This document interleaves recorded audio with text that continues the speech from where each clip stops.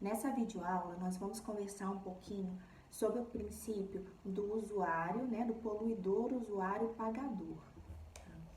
Primeiro ponto que é importante a gente destacar, nós nunca devemos confundir, esse princípio com a ideia de que se paga para poluir. É o primeiro ponto. Nós precisamos entender o seguinte, que na verdade, se paga, pelo excesso ali da poluição, pela a degradação ali causada ao meio ambiente, mas nunca se paga para poder poluir, Precisamos ter a ideia que esse princípio, do poluidor, usuário, pagador, ele está ligado justamente ao quê? A ideia de prevenção, a ideia de repressão. Por isso, é possível ir a responsabilização, na esfera penal, civil, administrativa, de todo aquele, que realmente venha a gerar aí um dano ao meio ambiente, que venha desenvolver uma atividade potencialmente ofensiva aí ao meio ambiente. Então, realmente, o princípio do poluidor, usuário e pagador, muitas das vezes se faz uma interpretação equivocada desse princípio. E é importante a gente destacar justamente isso. Jamais pode traduzir na ideia de que paga-se para poluir. O que acontece, a interpretação que deve ser dada a esse princípio é justamente o que? Como a doutrina traz. O que se busca com esse princípio é justamente o que? O custo ambiental, todo o custo ambiental deve ser embutido naquele produto, naquela atividade desenvolvida. Esse que busca aí, esse princípio na prática. Também, gente, realmente não é possibilidade de se comprar o direito de poluir. Não, muito pelo contrário. O que se busca justamente é o quê? Através das regras econômicas do mercado, também realmente da produção, do consumo, é inserir nesse produto final aí o custo, que a sua produção, que a sua comercialização vai vir a causar ao meio ambiente. Então, esse princípio ele visa justamente isso. Jamais essa ideia, essa possibilidade de se comprar o direito de poluir. E aonde surgiu esse princípio? Então, esse princípio ele surgiu em Paris, em 75, Foi numa organização, OCDE que chama, Organização para a Cooperação e Desenvolvimento Econômico, uma reunião que foi realizada em Paris, onde ficou nessa conferência aí, ficou justamente estipulado esse princípio, que diz o seguinte, o princípio a ser usado para alocar custos das medidas de prevenção e controle da poluição, para encorajar e estimular o uso racional dos recursos ambientais escassos e para evitar distorções do mercado internacional e investimentos, é denominado de princípio de poluidor pagador. Este princípio significa, ainda nesse tratado, gente? Esse princípio significa que o poluidor deve suportar os custos do implemento das medidas acima mencionadas, que é justamente as medidas de prevenção e de controle da poluição, bom? Então, o poluidor ele deve suportar os custos dessa prevenção, desse controle da poluição, E esses custos realmente eles devem refletir no preço dos bens e dos serviços cuja produção e consumo são causadores de poluição. Então, o que esse princípio, e essa declaração, ela foi reforçada também, esse princípio ele foi reforçado também na ECO, na Rio 92, na declaração dos seus princípios, lá na declaração de número 16, que também foi reforçado aqui no Rio, que diz o seguinte, olha, as autoridades nacionais devem esforçar-se para promover a internalização dos custos de proteção do meio ambiente e o uso dos instrumentos econômicos, levando-se em conta o conceito de que o poluidor deve, em princípio, assumir o custo da poluição, tendo em vista o interesse público sem desvirtuar o comércio e os investimentos internacionais. Ou seja, o que se busca aqui é justamente se aquele bem, e a produção daquele bem, o uso daquele bem, se ele vai causar poluição ao meio ambiente, essa poluição ela deve ser incluída no preço final desse bem. Então, o consumidor que usufruir desse bem, essa relação aqui de consumo, ele vai ter que pagar pela poluição que aquele bem causa ao meio ambiente. Então, isso que é importante frisar, tá? E outra coisa importante também, é importante a gente destacar nesse momento aqui da nossa aula. Precisamos entender uma coisa, tá, turma? O preço do bem colocado aí no mercado para venda, tá? Ele tem que estar o quê? Ele tem que estar na medida correta. Como nós lemos, tem que ser respeitadas as práticas de mercado. E outro ponto também, tá bom, gente?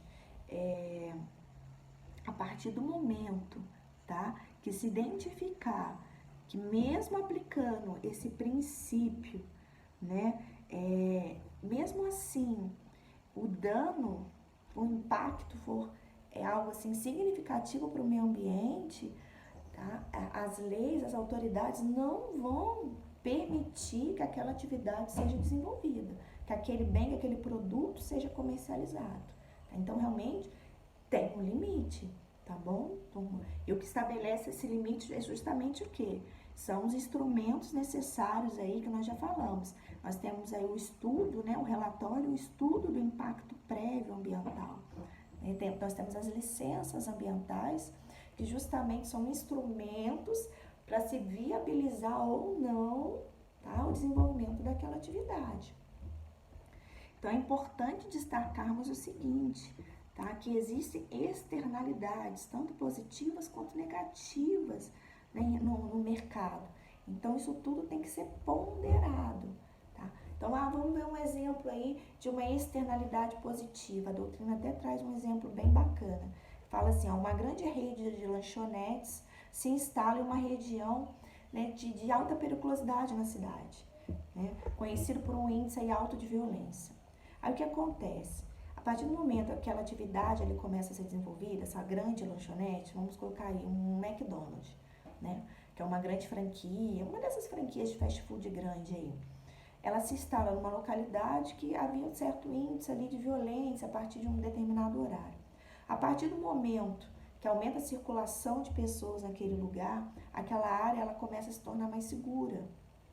Então, o que aconteceu? Aquele empreendimento ali, ele trouxe de fato um ganho social para aquela área. Então, trouxe realmente o quê? Né? Uma externalidade positiva. Da mesma forma também, igual por exemplo, essa mesma rede, né? Essa lanchonete, que venha trazer uma grande quantidade de circulação de pessoas. Se ela for instalada próxima, por exemplo, a um acostamento de uma via pública, ou uma via pública de grande circulação, pode ser que ela venha causar o quê? Transtornos ali, né, de certa ordem ali, de ordem com relação ao aumento do fluxo de trânsito, com relação à poluição sonora. Então, pode vir também a causar o quê? Uma externalidade negativa.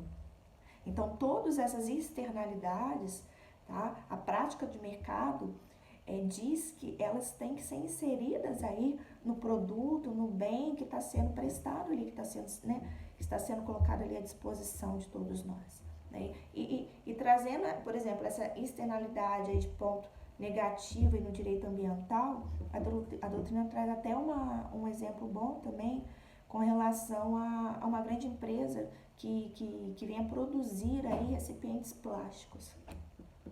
Nós sabemos o quê? Que o recipiente plástico é um resíduo sólido realmente de difícil reaproveitamento. É muito difícil, né? É muito lento o processo de decomposição dos resíduos plásticos. Então, realmente, existe uma grande dificuldade aí de estar renovando, de estar reciclando. Então, o preço final aí desse produto, todo esse custo que esse produto gera ao meio ambiente, ele tem que ser computado no preço desse produto. Agora eu pergunto para vocês, as embalagens plásticas, elas são, infelizmente, as mais baratas. Por isso, inclusive, que elas são usadas praticamente para tudo, né? Devido, inclusive, ao baixo custo dessa embalagem. Poucos se preocupam com o fato realmente, né, como está até aqui na doutrina, que tem todo esse impacto social desse bem.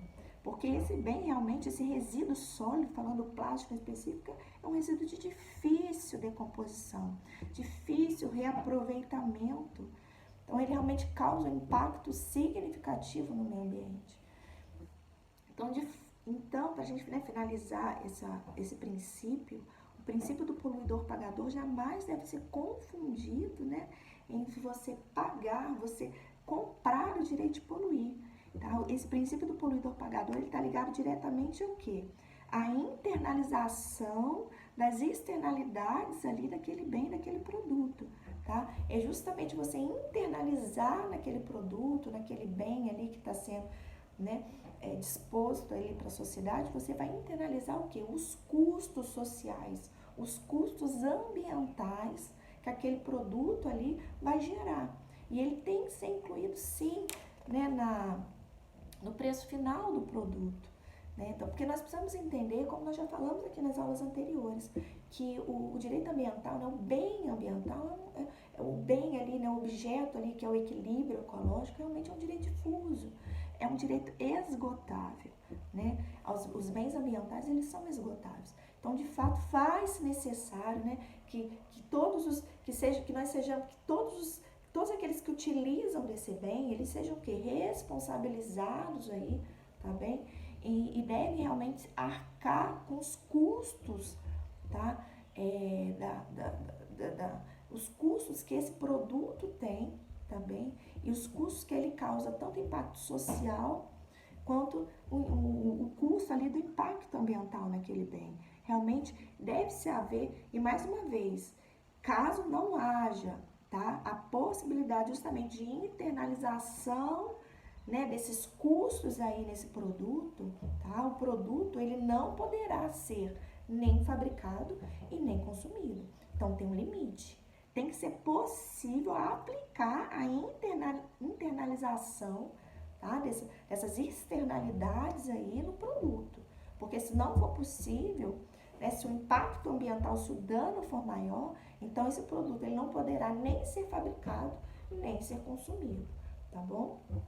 Então, realmente, esse princípio, ele pretende o quê? Justamente redistribuir, né, equitativamente as externalidades ambientais, sejam elas positivas ou negativas. Então, seja realmente redistribuir no preço do produto o impacto, tá, que aquele produto ou ser consumido ou ser fabricado vai causar no meio ambiente.